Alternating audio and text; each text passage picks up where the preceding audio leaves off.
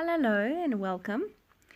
I am working today in my Mr. Price Home Art Journal Kit journal, going through some Fab Scraps paper from the I Love Coffee range because, well, I love coffee.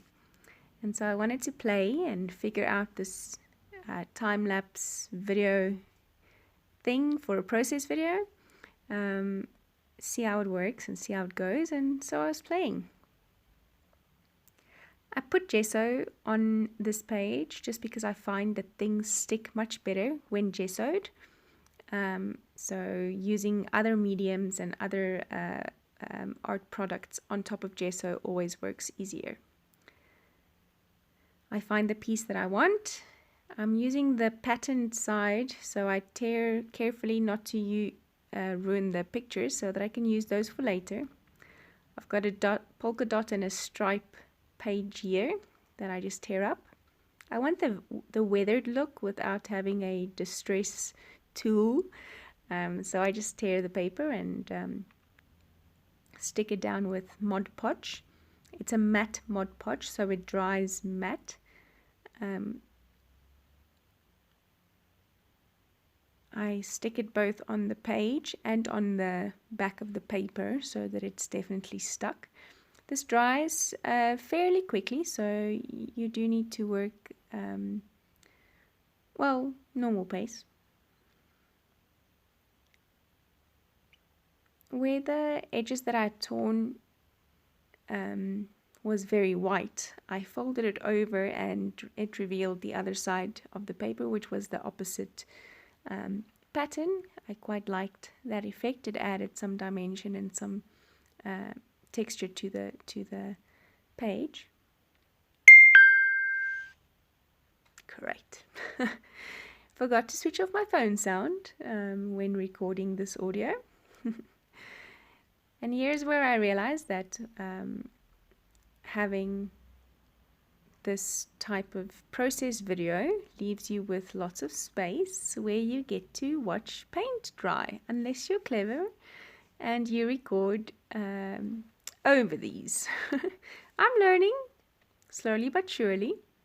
So in this video you will be watching me dry paint pretty much. I'm going to gesso over this again.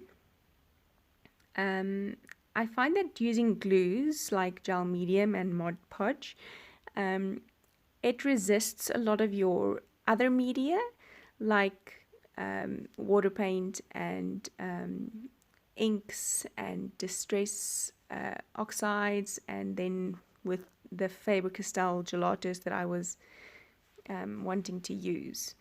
So I gesso so that I can blend the gelatos without it just sitting on top of that Mod Podge or glue in this instance. I find that it blends better and it sticks to the page better if it's gessoed. So I use a metallic gesso and a dry finger rub on these areas where I want the color. I picked a purple because the polka dots and the lines or the stripes are in a very soft lilac color, and I wanted to just make that pop a bit with the purple color. Still just using my finger on a dry rub. My finger is not moistened before. I liked the way that the color reacted to these folds on the paper. You could see the dimension clearly because the color kind of pulled where it was folded. I like the texture to that. And finishing off that edge with that color. So I take a baby wipe, number 1 to clean my fingers, and number 2 just to push that dark color a bit into the background, just creating it so that it flows into each other and doesn't look like it was just slapped together. I'm drying it just because I had used that wet wipe, which was quite wet, and before I put on my next step. I'm looking for some accent color, and then when I see my element, that I wanted to use in this page, I see that it has that minty green color.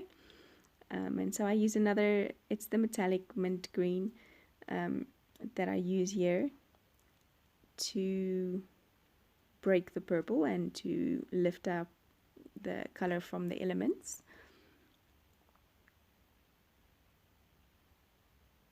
Cleaning the fingers again, and then I'm going to use the stencil, the Coffee Splash stencil. I didn't want the texture paste from Creative Talents to be as stark white on my page.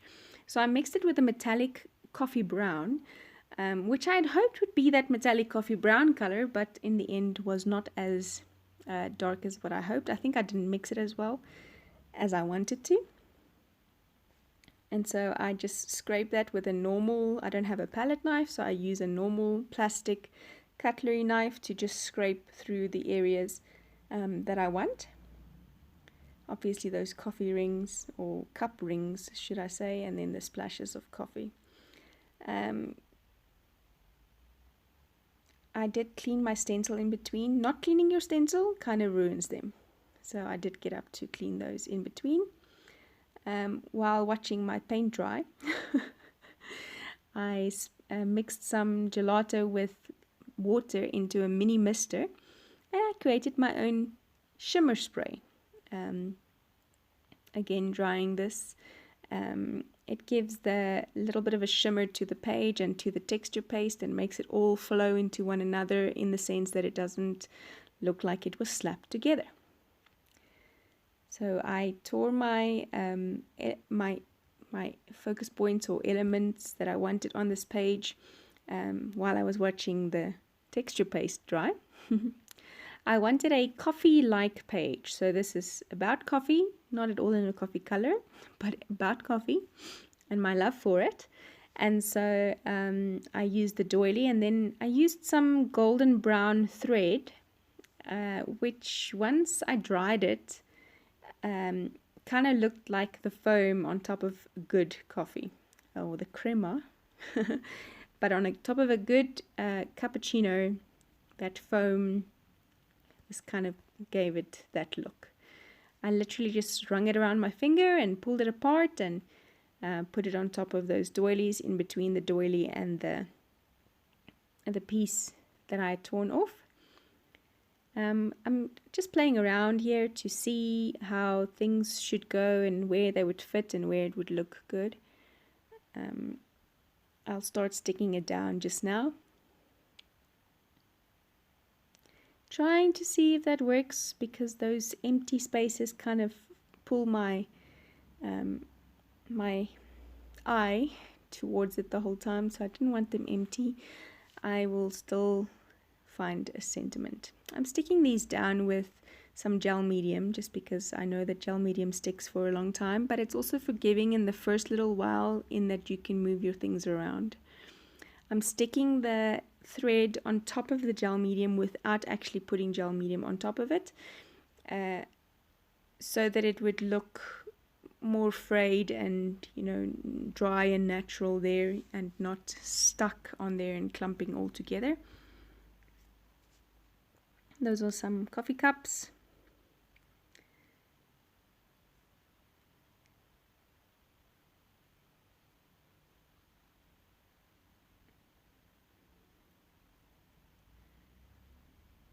So you'll see me putting the gel medium on the page and then on the element, just to make sure that it's stuck and adhered on all sides.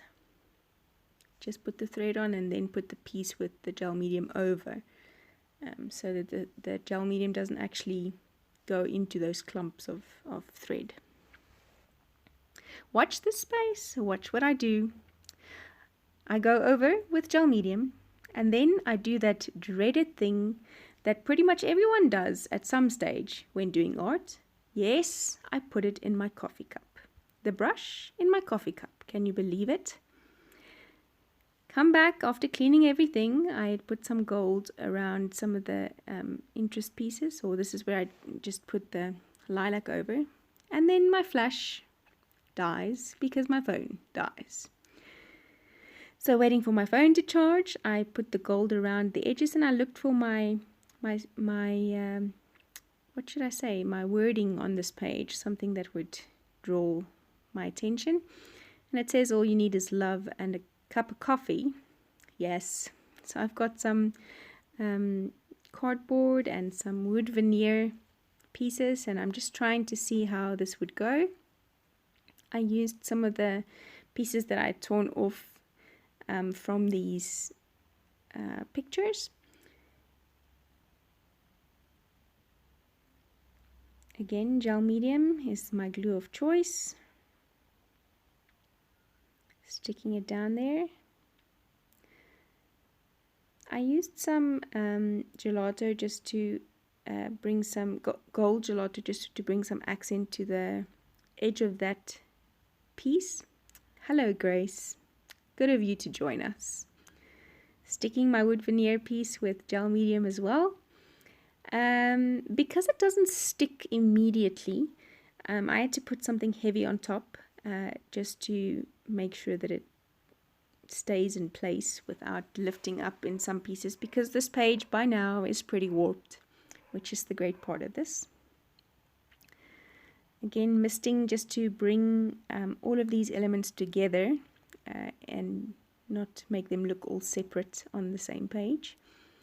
I love the shimmer that it gave to this page. The camera doesn't do it justice, and by the time I get my new camera and new equipment, yes please, let's focus in on those.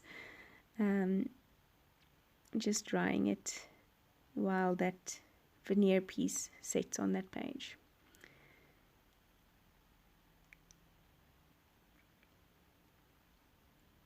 And that is it. I mean, what I'll do next is take the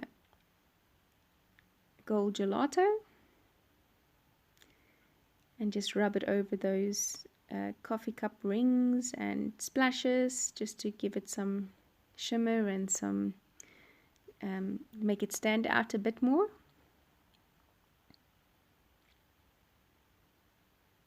Next up, I will be using my Faber Castell Pitt Artist Pens in a gold and a purple shimmery color, just to frame the pieces or the two pages together so that they look like a completed artwork. This is something I saw also on YouTube by I can't remember her name, and I'll have to link her down at the bottom to give her credit. And then of course, date stamp. With this journal, I've dated all my entries. I just want to see how I grow and how this page goes. And then here's the finished product. Some close-ups. It really was so much fun. And I love coffee so much. Thank you for joining me, and thank you for watching. Have a good night.